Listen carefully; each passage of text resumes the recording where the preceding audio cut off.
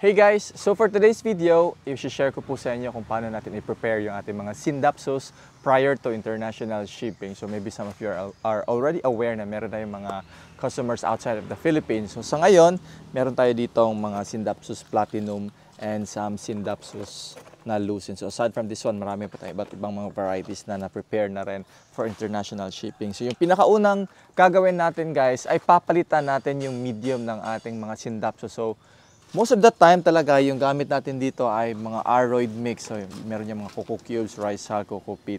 And then the reason why napapalitan natin siya ng medium guys and yung gagamitin natin ay moss is number one reason is lighter or mas magaan yung moss gamitin for shipping. So in terms of costing, mas makaka-save tayo kasi mas magaan nga yung ating moss compared dun sa ating aroid mix.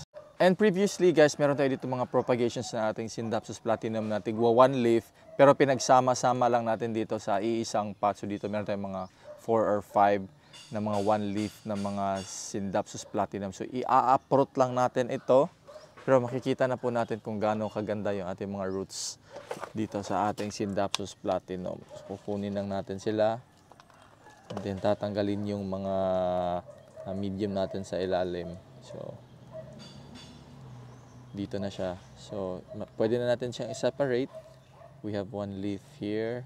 And then ito, yung iba naman ay meron na silang mga shoot.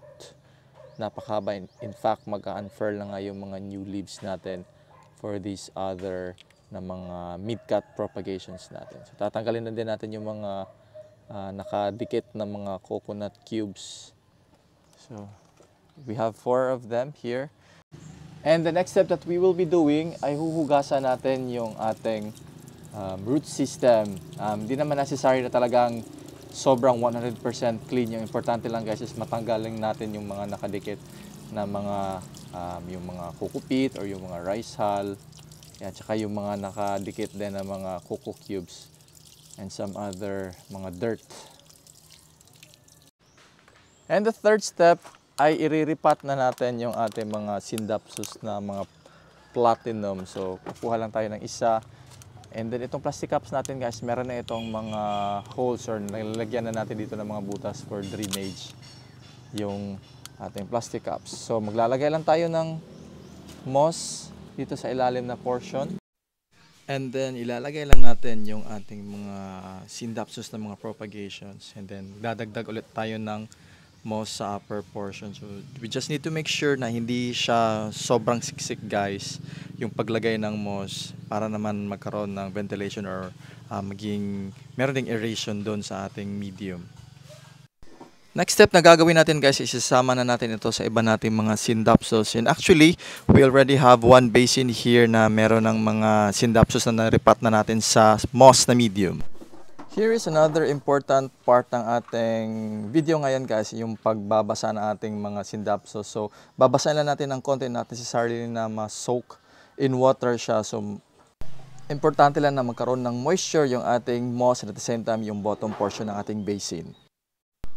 Ang susunod na gagawin naman natin guys ay tatakpan natin ng ating cellophane or cling wrap. So, ito medyo malaki lang siya na cling wrap rope, still made of the same material na mga ginagamit natin as kitchen cling wrap. So it's important na dapat clear siya and then makikita natin kung ano yung nasa loob para at least magkaroon din tayo ng idea kung mayroong mga movement or mayroong mga damage or whatsoever yung mangyayari dun sa loob. So ito din, napaka-importante talaga na gawin natin ito kasi yung pag-lock in ng moisture or yung paggagawa natin ng vacuum, ito yung makakatulong sa development ng ating mga propagations, ito sa ating mga pagripat ng mga Syndapsus, and this has proven to be very effective para mabilis yung adjustment ng ating mga niripat na mga Syndapsus.